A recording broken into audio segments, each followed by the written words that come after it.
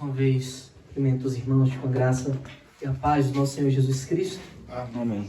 Queridos, quero convidá-los para abrir a palavra de Deus no Evangelho do nosso Senhor Jesus Cristo, segundo o relato de Lucas.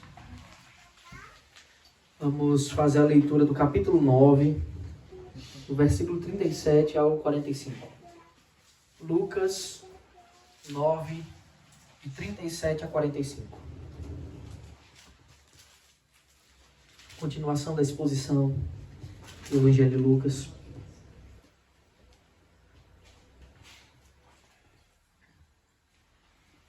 Os irmãos encontraram? Amém. Lucas 9, a partir do versículo 37, a palavra de Deus diz assim: No dia seguinte, quando eles desceram do monte, uma grande multidão veio ao encontro de Jesus. E eis que do meio da multidão surgiu um homem, dizendo em alta voz: Mestre, peço que o Senhor olhe o meu filho, porque é o único que tenho. Um espírito se apodera dele e de repente o menino grita. E o espírito convulsiona até espumar e dificilmente o deixa depois de o ter maltratado. Pedi aos seus discípulos que o expulsassem, mas eles não puderam. Jesus exclamou: ó geração incrédula e perversa, até quando estarei com vocês e terei de aguentá-los? Traga o seu filho aqui. Quando o menino estava se aproximando, o demônio o atirou no chão e o convulsionou. Mas Jesus repreendeu o espírito imundo, curou o menino e o entregou ao pai. E todos ficaram maravilhados com a majestade de Deus.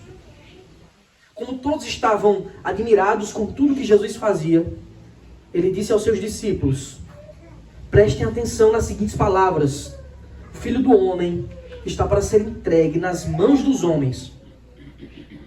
Eles, porém, não entendiam. E lhes foi encoberto para que não o compreendessem. E temiam fazer perguntas a Jesus a respeito deste assunto. Amém. Oremos. Ó Deus bendito e bondoso, Senhor que habita no mais alto e puros céus, a Ti clamamos, ó Deus Santo, Deus maravilhoso, supremo, benfeitor,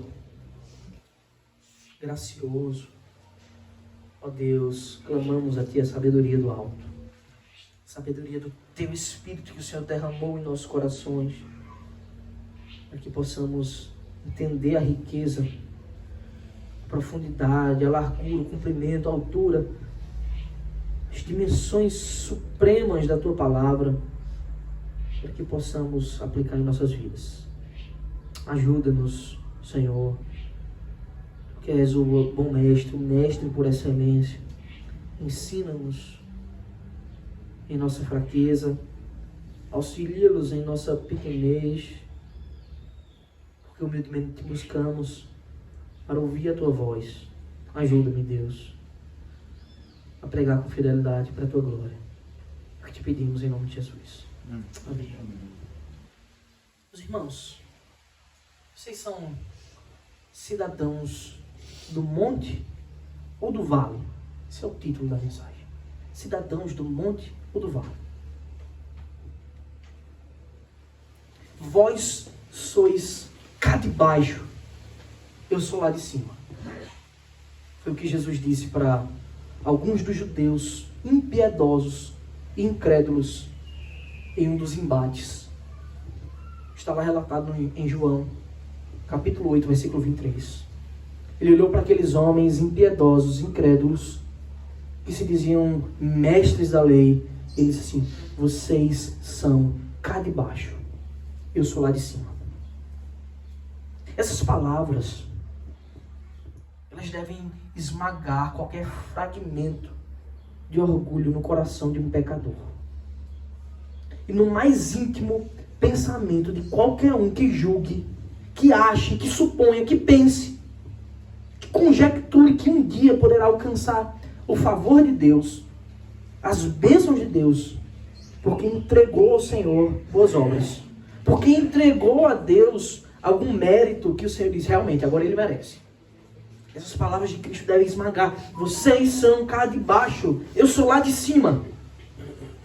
Quando Jesus diz que é lá de cima, Ele está revelando para todos que Ele carrega em si as virtudes mais esplêndidas que alguém pode imaginar. Na verdade, inimagináveis. As virtudes mais puras, mais transcendentais, inalcançáveis por qualquer homem. Ele está dizendo assim, a minha glória não é deste mundo. Portanto, vocês cá de baixo nada podem fazer com as próprias mãos. Na verdade, todo o mundo, todo o universo, são obras das suas poderosas mãos, que Ele agora decidia experimentar como homem. Que Ele decidia agora habitar em sua própria criação. Quando Jesus diz, vós sois cá de baixo, para aqueles incrédulos, e para qualquer um incrédulo, Ele está apresentando o maior de todos os abismos que alguém pode conceber. Há um abismo no qual nenhuma ponte feita por mãos humanas pode conectar os extremos. Nenhuma ponte construída pela vontade, pelo desejo, pelo conhecimento, pela sabedoria do homem pode transcender, transportar alguém de um hemisfério para o outro. Esse abismo, meus irmãos, chama-se pecado. Esse abismo é a ética desse mundo caído, cá de baixo. Amém? Nossas mãos não poderiam construir tal ponte. Mas devido ao seu infinito amor, a quem Ele é, Deus supremo e sublime, tão majestoso, tão bondoso, tão puro e misericordioso, Ele se fez ponte para nós. Ele se fez o próprio caminho para nós. Agora todo aquele que está firmado em Cristo tem a garantia perfeita da esperança certa. Não a esperança do si, mas é a esperança certa de que se tornará um dia lá de cima também, como Ele é. E na verdade aquele que está em Cristo, Ele já é lá de cima. Aguarda apenas a concretização, esperando o seu retorno, para estar com Ele. Como está em Hebreus 6, 19 a 20. Temos esta esperança por âncora da alma, segura e firme, e que entra no santuário, onde ninguém podia entrar. Que fica atrás do véu, no Santo dos Santos, o seu lugar de habitação, onde Jesus, como precursor, entrou por nós. Nosso coração deve estar ancorado nele. Na passagem que antecede esta de Lucas, nós vimos como Pedro, Tiago e João viram Jesus glorioso nos céus. Ali sobre o monte, recebendo o testemunho de Moisés e Elias, que conversavam sobre a sua morte salvífica. Eles viram a glória resplandecente, emanando de Cristo, num branco tão puro, que nenhum lavandeiro do mundo podia alvejar roupas assim. Eles viram como o próprio Pai Celestial, por meio da nuvem, falou, este é o meu Filho, escutem o que Ele diz. Eles ouviram a voz do Deus Supremo. Eles puderam por alguns instantes contemplar um pequeno fragmento da glória que os servos de Deus desfrutam na eternidade, ao verem Moisés e Elias glorificados também, com pequenas estrelas que refletem a luz daquele que é a estrela da manhã de Cristo. Só que agora, eles estavam prestes a descer o monte. Eles tinham ido orar com Cristo. Eles viram aquilo. Pedro disse, bom estarmos aqui. Queria perpetuar aquele momento. Só que ele não sabia o que estava dizendo. E chegou a hora de descer o monte. Aquele brilho estava para sumir. Sabe por quê? Porque cá embaixo, meus irmãos, as coisas são bem diferentes. Eu acho incrível como as escrituras elas têm diversas figuras de linguagem para representar experiências de diversos tipos por meio dos elementos da criação e fazer alusões a coisas que passamos em nossa vida. Quem nunca ouviu o Salmo 30, o versículo 5? que diz: porque a sua ira dura só um momento, mas o seu favor dura a vida inteira. O choro pode durar uma noite, mas a alegria vem pela manhã. Olha, ira remete a choro, que vai para a noite, a escuridão. Mas o seu favor aponta para a alegria, que vem de manhã, na luz, na claridade. Esses elementos são muito claros. Então, quando a gente fala de noite, normalmente noites sombrias, aqueles momentos tristes, pelo dia tem a alegria, a luz que emana do Deus vivo. O Senhor, as nossas provações, elas têm um ponto final. É isso que o salmista está dizendo. Mas existem outras figuras, em especial duas que eu gosto muito, que a gente pode relacionar com a nossa passagem dessa manhã do Evangelho de Lucas, que são as figuras do monte e do vale. Muitas vezes essas estruturas geográficas, elas são usadas nas Escrituras para ilustrar situações do povo de Deus. O monte é o lugar onde o Senhor revela o seu favor. É lá em cima, apontando para o alto. Já os vales são os lugares onde estão os maiores perigos, as maiores tristezas que os homens podem experimentar. Exemplo disso, temos quando o Senhor proveu um cordeiro para Abraão, para que ele sacrificasse no lugar de Isaac. Cordeiro para si, meu filho, Deus proverá. Deus provê de fato aquele cordeiro. Em Gênesis 22, ele dá um nome daquele lugar de Javé Jireh. Significa Deus proverá. E em Gênesis 22, 14, diz que por causa daquela situação, criou-se um ditado até os dias de hoje: no monte do Senhor se proverá. Deus revela a sua bondade, aquelas coisas que apontam para o alto. Já a figura do vale, ela é bem conhecida e representada pelo rei Davi. Todo mundo conhece o Salmo 23 como lugar de perigo e morte, quando ele diz: ainda que eu ande pelo vale da sombra da morte. Não é por acaso que, ao menos geograficamente, um é no alto e outro é embaixo. Um está no topo, outro está na base do monte. É assim que desenvolve a cena seguinte de Lucas. Os discípulos estavam no alto do monte, experimentando o brilho inacessível e inalcançável da glória de Cristo, do Cristo resplandecente. Só que chegou a hora de descer ao vale. E como é de se esperar, meus irmãos, a visão cá de baixo é bem diferente. O brilho resplandecente de Cristo é substituído pela obscuridade, pela opressão daqueles seres imundos que estavam ali embaixo. O louvor e o testemunho da lei dos profetas é substituído por ímpios que estão na cena, escribas e fariseus que diziam conhecer lei e profeta, mas que deturpavam a lei e os profetas. A pureza da glória de Deus é substituída pelos seres mais imundos de que se há notícia. Agora todos desciam ao vale, aos pés do monte, e é lá onde os bezerros são adorados, onde a incredulidade é a norma, é o padrão de vida. Mas graças a Deus, Jesus, o bom pastor, estava indo com eles para o vale. E graças a Deus ele continua conosco hoje, quando nós caminhamos nesse grande vale do mundo. Esse vale que parece ser sempre do anoitecer, se é que você me entende. E nele não temeremos mal nenhum. Em primeiro lugar, meus irmãos, temos um grande contraste aqui. Versículo 37. Eu peço que você esteja atento à palavra de Deus.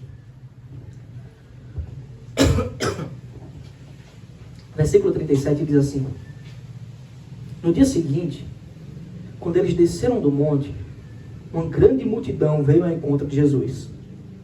Quero que você preste atenção apenas nessas 3 primeiras palavras. No dia seguinte. Essas palavras, para alguns, podem parecer aterradoras, tristes. Para os 3 discípulos que contemplaram a glória de Cristo no alto, o dia seguinte ia ser um baque imenso. Para Pedro, que queria perpetuar aquele momento, dizendo assim, bom é estarmos aqui. O dia seguinte traria uma tristeza imensa. Eu penso nas pessoas que vivem um evangelho assim. Um evangelho emocional. De domingo nas nuvens, cultos emocionantes, cheios de arrepios, louvores que fazem as pessoas chorarem. Isso não é problema, meus irmãos. O problema é que seja só apenas isso. Isso é isso. E quando chega a segunda, se depara com a realidade de um mundo mau. De um mundo caído. No trabalho, na família, nos estudos. Acredito que para muitos crentes a segunda-feira deve ser o dia mais decepcionante que existe. Mas e nós, que temos o bom ensino, a boa ótica da vida cristã, que amamos a palavra de Deus, o nosso dia seguinte deve ser aquele que vivemos para pôr em prática aquilo que aprendemos aos pés de Cristo, quando estamos com Ele no monte. Enquanto a nossa vista, a nossa ótica não está aqui, cá embaixo, mas está lá. Eu vivo aqui.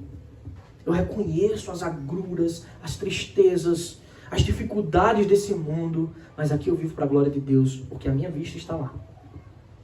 É assim que nós devemos viver. Sem esperar a dopamina apenas do domingo seguinte, dos arrepios. Não foi para isso que fomos chamados. Nosso culto deve ser constante. E o que Lucas narra na descida de Jesus, Pedro, Tiago e João do monte, é um imenso contraste. Esse contraste, o pintor clássico Rafael, um daqueles que é homenageado nas Tartarugas Ninjas, Rafael, no século XVI tentou expressar essa cena, num quadro chamado A Transfiguração. Interessante que ele desenha, parte de cima, Jesus bem puro. Ele desenha Moisés, Elias, desenha os discípulos assim meio ajoelhados lá em cima do monte. Só que o quadro de Rafael é incrível, porque ele desenha a parte de baixo do monte. E na parte de baixo do monte a cena fica mais obscura. Tem um pai segurando um jovem, e dá pra ver que mesmo as expressões dele é de revolta, tem pessoas caídas, é uma cena triste, imunda, e mostra esse grande contraste, a parte de cima reluzente, pura, a parte de baixo toda triste. Interessante que ele tenta relatar, ele tenta retratar isso. E é dito assim no versículo 38, e eis que do meio da multidão surgiu um homem dizendo em alta voz, Mestre, peço que o Senhor olhe o meu filho, porque é o único que tenho. O espírito se apodera dele, e de repente o menino grita, e o espírito convulsiona até espumar, e dificilmente o deixa depois de ter maltratado. Engraçado, tinha uma grande multidão ao encontro de Jesus. Essa é a primeira parte desse relato. Sabe por que tinha uma grande multidão? É só porque eles estavam comendo, sendo alimentados, curados de suas doenças físicas.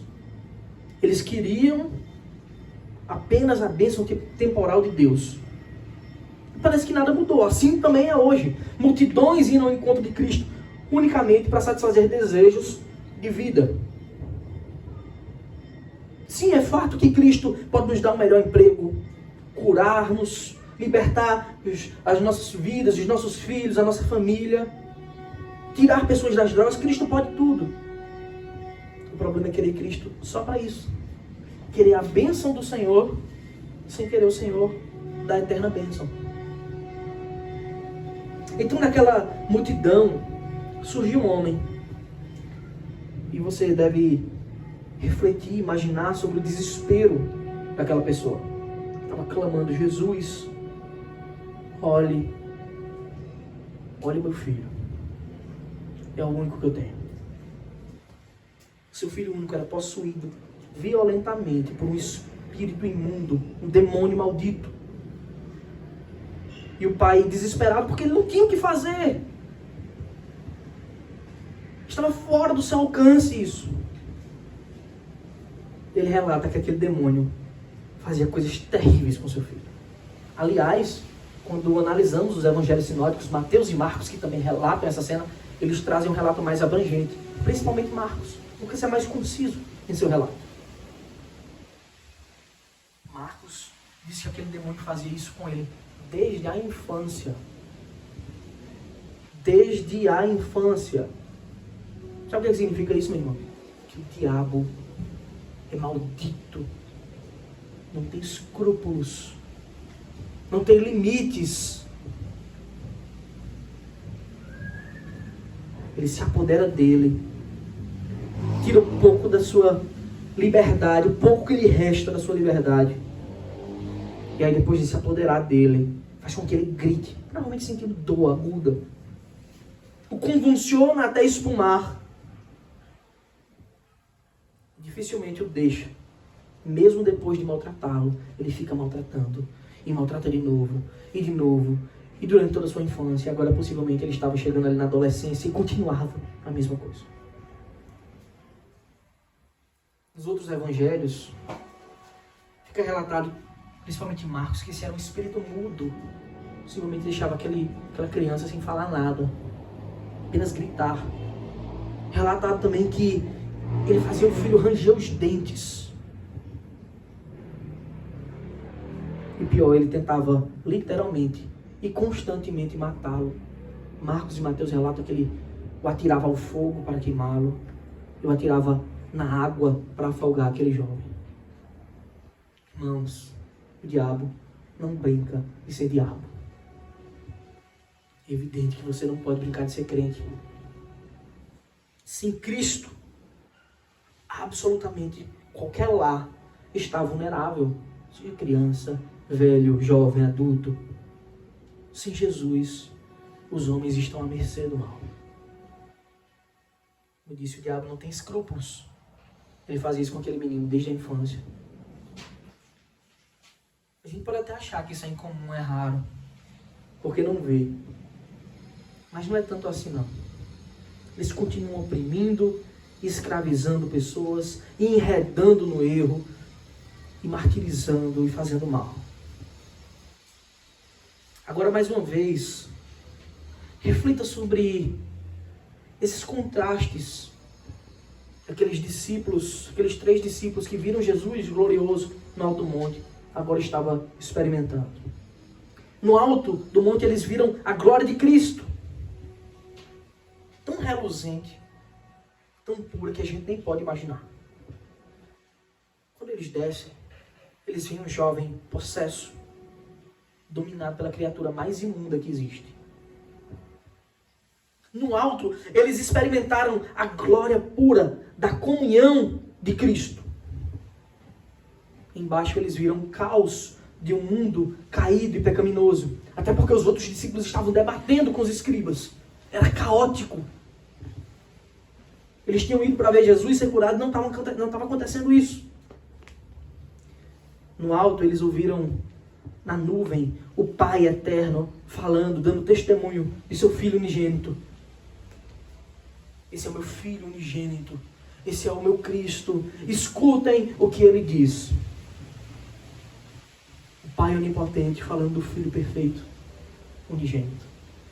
Embaixo eles veem um Pai impotente falando do seu único Filho, possuído por um demônio, que tentava matá-lo. Enquanto Deus estava dizendo assim, meu filho vai se sacrificar por vocês, embaixo um demônio queria matar o Filho unigênito do outro. Vocês conseguem perceber esses contrastes? Irmãos, esse mundo deve causar ojeriza, nojo, e mais que tudo isso, anseio por aquela eternidade gloriosa, pela eternidade verdadeira, não apenas que contemplamos, mas que nós nos tornamos participantes, como eu disse, para que lá, todos os dias da eternidade, possamos dizer, bom é estarmos aqui com o Senhor. Esse mundo deve nos causar nojo e anseio pela vinda de Cristo. Em segundo lugar, nós temos o desastre da incredulidade. A incredulidade é desastrosa, meus irmãos. Esse é o relato de um pai fraco e o seu pedido para discípulos fracos, porque estavam incrédulos quanto à glória de Cristo. Nessa passagem, você deve refletir bem como anda a sua fé no Senhor, para que você não seja tido como um incrédulo também. O incrédulo não é só o que não acredita que Jesus é Deus, mas o que não confia, que não deposita o seu coração, a sua confiança em Cristo, como aquele que pode todas as coisas. Olha o que ele diz, o versículo 40. Relato daquele pai desesperado. Eu pedi aos seus discípulos que o expulsassem, mas eles não puderam. Eles foram incapazes de fazer isso. Eles foram incapazes de expulsá-lo. E você deve se lembrar, meus irmãos, que os 9 discípulos que ficaram, André, Judas, Tomé, Mateus, esses 9 discípulos que ficaram, eles já haviam sido comissionados antes. Eles já tinham saído pelas aldeias, expulsando demônios, curando, fazendo sinais. Jesus já tinha comissionado eles antes. E diante daquele jovem processo, eles não puderam fazer nada. Por quê?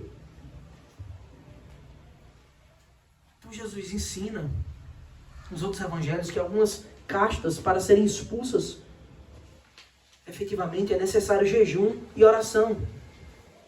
Mas isso não deve nos levar a pensar em algum tipo de mérito nosso para expulsar esses demônios. Não é pelo esforço, pela dedicação própria. A causa real deles não terem expulsado aquele demônio é justamente a raiz do porquê eles não oravam nem jejuavam. A causa mesmo, a raiz do problema, é que eles eram incrédulos, mesmo sendo discípulos e apóstolos de Cristo. Eles ainda não tinham compreendido a realidade como era. Irmãos, se ouvirmos atentamente a voz do bom pastor, do nosso Senhor Jesus Cristo, certamente todos nós encontraremos pastos verdejantes, alimento para estarmos firmes no Senhor. Versículo 41, Jesus exclamou, e aqui fica claro a raiz do problema. Jesus diz assim: ó geração incrédula e perversa, até quando estarei com vocês e terei de suportá-los? Traga o seu filho aqui. A incredulidade é a pior disposição do coração de um homem. É a pior disposição que alguém pode ter quanto ao Senhor. Mais ainda, principalmente, para aqueles que já experimentaram a glória de Cristo. Para aqueles que já viram, já tiveram comunhão com Deus. Jesus já havia dado provas incontáveis e suficientes para que eles confiassem cabalmente nele. Isso nos ensina que não podemos nos distrair um momento sequer da nossa vida com o Senhor, da nossa vida devocional, da nossa missão de adorar o Senhor, de confiar nele, de estar em seus pés cada dia. Porque a gente é muito fácil de perder a perspectiva da glória dos céus. E a gente começa a olhar para esse mundo, acha algumas coisas interessantes, e a gente começa a ser enredado por coisas tão fúteis. Marcos relata um bom motivo prático que levava aqueles homens à incredulidade, pelo qual também aqueles discípulos foram incapazes de expulsar aquele espírito imundo. Marcos diz que eles estavam debatendo com os escribas. Quando Jesus desce com os 3, eles estavam debatendo, conversando, provavelmente acerca de algum preceito bobo da lei, que eles divergiam em alguma coisa, e eles criavam preceitos, na verdade, não preceito da lei que é bobo, mas as suas interpretações tolas, falhas da lei. E eles perdiam tempo discutindo com os escribas. E Jesus olha para eles e diz: até quando eu terei de suportá-los? Que repreensão de Cristo, meus irmãos. E ela vale para nós. Você deve ouvir, quando você é infantil, quando você é incrédulo, a voz de Cristo. Até quando eu vou ter que suportá-lo assim? Não é à toa que o pai daquele jovem, quando houve a repreensão de Jesus, como está relatado no Evangelho de Marcos, sabe o que aquele pai disse? Ajuda-me na minha falta de fé. Antes de Cristo curar aquele menino, o pai pede: me ajuda, porque eu tenho fraqueza de fé, eu tenho dificuldade. Jamais nos esqueçamos disso. Jesus ele não é só a fonte única e suprema de cura e salvação, mas Ele mesmo é a perfeita fonte de fé. É Ele que nos dá a fé para crermos. Por isso esse deve ser o nosso primeiro e essencial pedido ao Senhor todos os dias. Senhor, me dá fé. Ajuda-nos em nossa falta de fé. Aumenta a minha fé. Como os discípulos diriam mais tarde no Evangelho de Lucas. Lá no capítulo 17 eles vão dizer, Senhor, aumenta-nos a fé. Sabe por quê? Porque sem fé é impossível agradar a Deus. Graças a Deus nos foi ensinado pelo salmista Davi, no Salmo 23. A tua vara e o teu cajado me consolam. A sua disciplina, a sua correção é o que me traz de volta para o caminho, mesmo diante da sombra da morte. O Senhor não apenas repreende, Ele amorosamente age em favor do necessitado. Por isso que Ele diz àquele pai, traga o seu filho aqui. Então Jesus está dizendo assim, até quando eu terei de suportá-los? Ele está repreendendo. Quando é que vocês se tornarão maduros na fé? Quando é que vocês vão ouvir a minha voz e seguir o meu ensino? Ele amorosamente olha para o pai. Ele não apenas repreende, ele repreende e ele age em favor. Ele cura. Traga o seu filho aqui. Versículos 42 e 43 está escrito. Está escrito. Quando o menino estava se aproximando, o demônio atirou no chão e o convulsionou. Mas Jesus repreendeu o espírito imundo, curou o menino e entregou ao pai. E todos ficaram maravilhados com a majestade de Deus. Aquele demônio infernal tenta a sua última investida contra aquele garoto. Mas diante do Deus Supremo, do Criador de tudo, o que é que ele poderia fazer contra aquele menino? Se Cristo é por nós, quem pode ser contra? Então, mais uma vez, o Senhor demonstra diante de todos a sua ordem onipotente. E essa ordem, nenhum principado, nenhuma potestade, nenhum poder desse século, que é do mundo físico, que é do espiritual, pode contrariar 1 milímetro sequer do desejo de Cristo. Pode se desviar 1 trisco sequer da sua vontade. É dito que Jesus cura, restaura aquele jovem, e o principal é que ele devolve ao seu pai para que ele pudesse desfrutar do seu filho. Agora revestido de fé, porque ele pediu a Cristo. O vale, lá embaixo, é lugar de escuridão e perigos. Mas a palavra de Deus sempre deixou claro que se o bom pastor estiver conosco, não temeremos mal algum. Em terceiro lugar, temos o caminho necessário.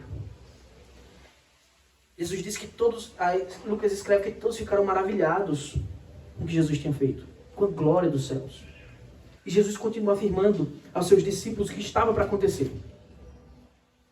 Como ele mesmo deveria ser entregue nas mãos de pecadores para a obra da redenção. Ele tinha dito aos discípulos antes, tinha dito a todos, siga-me, tomem a sua cruz, negue-se a si mesmo. Depois, no alto do monte, testemunho da lei dos profetas de que Jesus tinha que morrer. Depois o próprio Pai diz, escutem o que ele diz. E mais uma vez Jesus agora diz de novo, eu tenho que morrer. Está escrito assim, como todos estavam admirados com tudo que Jesus fazia, ele disse aos seus discípulos, 44, prestem bem atenção nas seguintes palavras. O Filho do Homem está para ser entregue nas mãos dos homens. Eles, porém, não entendiam isso. E lhes foi encoberto para que não o compreendessem. E temiam fazer perguntas a Jesus a respeito desse assunto. Meus irmãos, prestem atenção nessas verdades. As multidões podem se preocupar com o que quiserem. Milagres, prodígios, sinais, emocionalismo, o que for. Arrepios, músicas boas, envolventes e emocionantes. Mas o servo de Deus verdadeiro deve ter os seus olhos voltados para o castigo que nos traz a paz. Os olhos do crente devem estar na cruz, como Jesus disse. Assim como Moisés levantou a serpente e os homens olhavam e eram curados, quando eu for levantado, aquele que olhar e crer será curado, será salvo. Os verdadeiros servos de Deus olham para a cruz e se regozijam no alto preço que foi pago, que jamais poderíamos pagar. É nisso que consiste o Evangelho. As boas novas. O Evangelho é cruz e sangue. Mas a princípio os nossos irmãos não entenderam que era necessário cruz e sangue. Isso lhes foi encoberto. É o que está relatado. Para mim isso é uma grande evidência da bondade de Deus para nós. Foi encoberto para eles, para que ficasse relatado para nós como um exemplo claro, o que jamais deveríamos perder de vista. Para eles era tão estranho esse assunto. Eles tinham uma visão incompatível quando o verdadeiro Messias. Era tão estranho falar, eu vou morrer. Como assim? Você dá a vida, você cura, como é que você vai morrer? Eles não ousavam nem perguntar, eles não queriam nem saber. Sabe aqueles assuntos difíceis da vida? Que a gente não quer lidar com eles, a gente finge que ele não existe, mas ele está lá e algum dia a gente vai ter que lidar com ele. É isso. Eles não ousavam nem perguntar, eles não queriam nem saber. Eles não queriam ouvir falar em morte. Sabe o que aprendemos aqui? Esse texto, esse grande contraste, lindo no alto, terrível no solo por uma parte, mas lindo também porque o bom pastor está auxiliando e cuidando. É que a nossa caminhada em direção ao céu, ela acontece por meio de muitos vales. É por meio de muitos vales. Quando Davi escreve o seu salmo mais conhecido, ele diz assim: o Senhor é meu pastor, nada me faltará. Ele me faz repousar em pastos verdejantes. Sabe o que significa isso? É que nele, em Cristo, mesmo andando nas dificuldades que a porta estreita nos impõe, nele temos o alimento sólido, o alimento que nos mantém para a eternidade. Ele que nos leva a esses pastos verdejantes. Não é só isso. Ele diz, mas leva-me para junto das águas de descanso, lugares onde podemos ser saciados por Ele. Como Ele fez com os discípulos, depois que voltaram da comissão. Agora vocês vão ficar aqui comigo, descansando um pouquinho, ouvindo a voz do bom pastor. Refrigera minha alma. Nele nós temos descanso e refrigério. Já agora, experimentando a bondade de Deus, no qual experimentaremos plenamente na eternidade. Guia-me pelas veredas da justiça. É assim que nós devemos andar. Nele somos guiados pelo caminho pleno, rumo aos céus, de justiça, que espelha a sua glória. Como está escrito, por amor do seu nome. Ele diz, ainda que eu ande pelo vale da sombra da morte, e esse caminho é cheio de perigos, de tentações, de escuridões, mas com Ele não temerei mal nenhum. Meus irmãos, isso é um chamado para que você tenha fé, confiança, na qual os discípulos estavam incrédulos. Mesmo assim, o escuro não pode assustar aqueles que têm o seu coração firmado na rocha eterna. Sabe por quê? Porque tu estás comigo. O teu bordão e o teu cajado me consolam. Aquela vara onde os pastores guiam as ovelhas e por vezes até precisam discipliná-las para que elas retornem ao caminho. É isso que nos traz o consolo do cuidado paternal, amoroso do nosso bom pastor. A sua presença é tudo o que necessitamos. O seu ensino, a sua disciplina amorosa, o seu afeto é tudo para nós. E nós devemos nos apegar nisso. Irmãos, Ele não só nos conduz pelo caminho e nos dá vida, como Ele mesmo é o caminho e a vida. Para chegar aos céus, tão somente por graça, a gente vai ter que inevitavelmente trilhar por esse grande vale, tomando a nossa cruz dia a dia, mas com Ele estaremos seguros. A nossa vida está oculta em suas mãos. Mas saibam disso, todos. O vale deste mundo ímpio, caído, que jaz no maligno, terá fim. E o seu fim se apressa em chegar. O salmista escreve sobre aqueles que ouvirem e seguirem a voz do Mestre na eternidade. Ele diz assim: bondade e misericórdia certamente me seguirão todos os dias da minha vida. E habitarei na casa do Senhor para todo sempre. Há uma grande mesa e um cálice transbordante para todos nós. Para todos que têm fé verdadeira, tem um cálice transbordante de alegria. Que esse grande contraste que Rafael tentou apenas desenhar, apenas tentou, porque ele é incapaz de conseguir pintar a glória excelsa, que ninguém pode nem imaginar, quanto mais pintar. Só que o Evangelho expõe isso com tanta clareza, que esse grande contraste entre cá embaixo e lá em cima nos faça rejeitar dia a dia essa ética mundana, esse mundo caído, esses desejos pecaminosos da carne, e com fé verdadeira almejar os céus preciosos, onde brilha a luz eterna de Deus.